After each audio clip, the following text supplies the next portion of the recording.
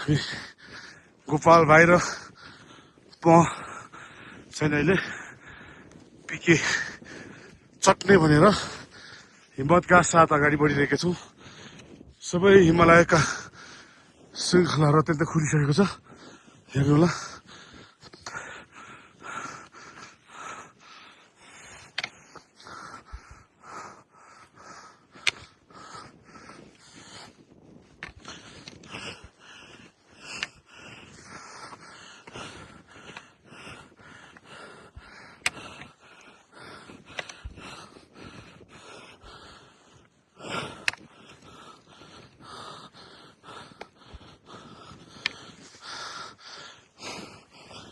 जसुकैको मनलाई यसले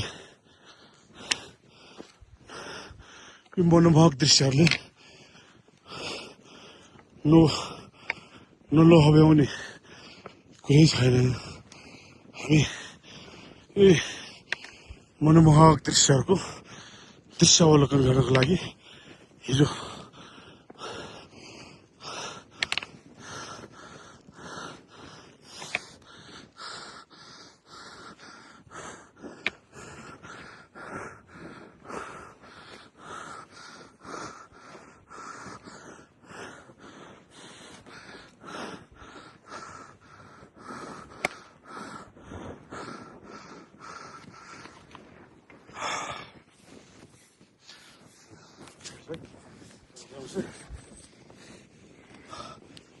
ल हाम्रो पाण्डेन गाउँपालिका अध्यक्ष हुनुहुन्छ।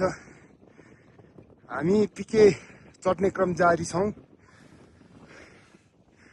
मौसमले हामीलाई पुरै साथ दिएको अवस्था छ।